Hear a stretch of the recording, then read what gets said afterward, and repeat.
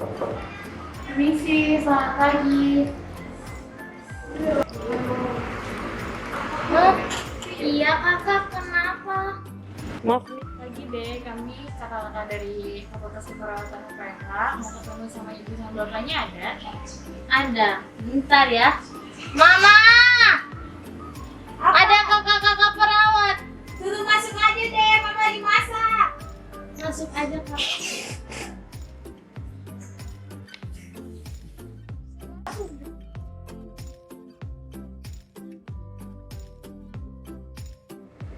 Selamat pagi Pak, selamat pagi Bu, selamat pagi adik-adik. Saya perawat gigi dan ini teman saya perawat juga. Ya, sesuai kontrak kita kayak kemarin, di sini kami akan melakukan penyuluhan tentang hipertensi. Penyuluhan ini kami lakukan selama kurang lebih 15 menit. Tempatnya di sini. Kami minta waktu Bapak Ibu sama adik-adik untuk melakukan penyuluhan ini ya. Kita mulai ya, boleh Pak? Bapak, Ibu, ini ada zona bisa dibaca ya selagi perawat ini menjelaskan.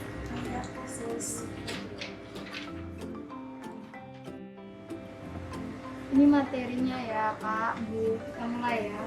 Pertama tuh hipertensi. Apakah Bapak Ibu, adik-adik udah pernah dengar tentang hipertensi? Belum, Sus. Jadi Bapak Ibu, hipertensi itu suatu keadaan di mana tekanan darah Bapak Ibu itu di atas dari normal. Normalnya itu berapa? Normalnya itu 120/80. Tapi suatu keadaan dikatakan hipertensi itu kalau tekanan darahnya lebih dari atau sama dengan 140/90. Selanjutnya, itu penyebab terjadinya hipertensi saat ini itu belum dapat dipastikan. Dikenal dengan sebutan the silent killer. Kenapa dikatakan the silent killer? Karena terjadi itu tanpa adanya keluhan gitu. Terus selanjutnya untuk faktor resiko yang beresiko menyebabkan Bapak Ibu itu terkena hipertensi. Faktor resiko itu ada dua. Yang pertama itu faktor resiko yang dapat dimodifikasi. Yang kedua itu faktor resiko yang tidak dapat dimodifikasi. Untuk yang pertama, faktor resiko yang dapat dimodifikasi itu yang pertama itu ada diet. Diet itu berhubungan dengan apa yang kita makan. Misalnya makanan berlemak atau bumbu-bumbu gitu, kayak garam yang berlebihan. Yang kedua juga itu obesitas, kelebihan berat badan. Dan yang ketiga itu akibat dari merokok. Apakah Bapak merokok?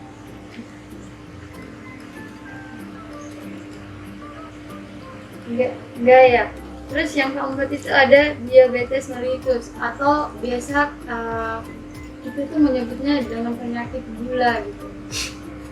Terus untuk poin yang kedua itu penyebab hipertensi yang tidak dapat dimodifikasi. Yang pertama itu usia. Yang kedua itu adalah ras. Yang ketiga itu jenis kelamin. Yang keempat itu genetik. Terus dari faktor resiko ini apa saja ya kayak tanda dan gejala kalau kita terkena hipertensi atau apa yang akan kita rasakan kalau kita terkena hipertensi? Yang pertama itu kita akan merasa kayak sakit kepala, kita akan merasa vertigo, kayak pusing gitu. Terus kita juga akan merasakan jantung kayak berdebar-debar. Selanjutnya kita juga akan merasa kayak mudah lelah gitu. Terus kita juga akan merasakan penglihatan yang kabur. Selain itu juga kita akan merasakan mimisan. Dan yang terakhir itu tinnitus. Terus dari tanda dan gejala dan faktor penyebabnya ada nih penanganan yang bisa kita lakukan untuk hipertensi.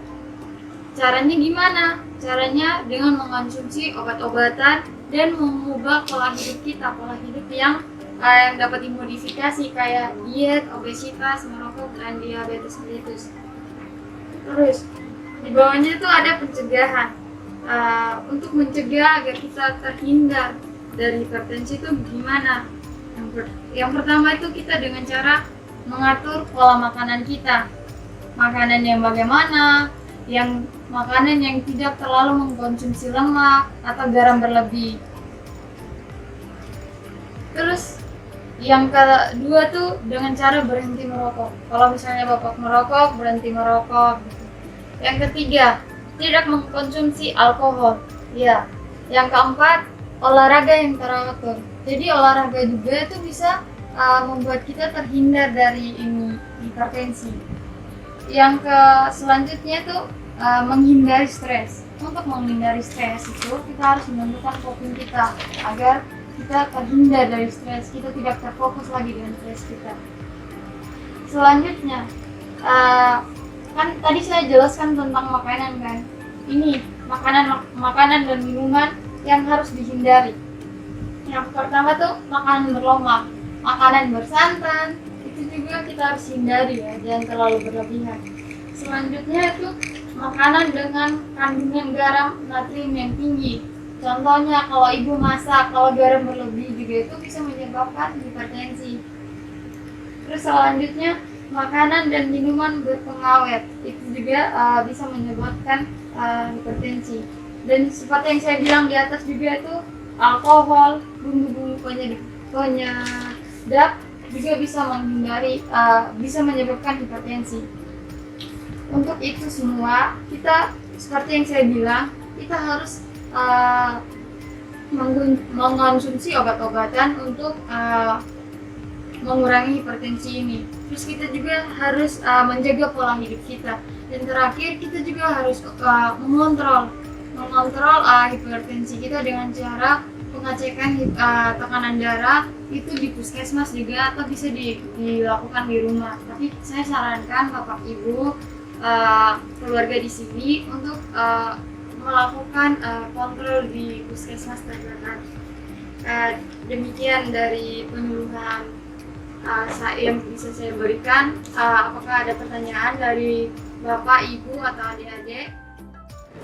Saya mau nanya, ini yang pencegahan ini olahraga yang teratur itu maksudnya olahraganya gimana? Kalau tentang olahraga teratur, ditampung dulu pertanyaannya. Apakah Ibu ada pertanyaan lagi? Saya ingin bertanya, tadi kan menjelaskan bagaimana itu ada mengkonsumsi obat-obat itu obat-obatnya apa saja supaya saya berhubungan. Bapak Ibu, saya ulang ya pertanyaannya.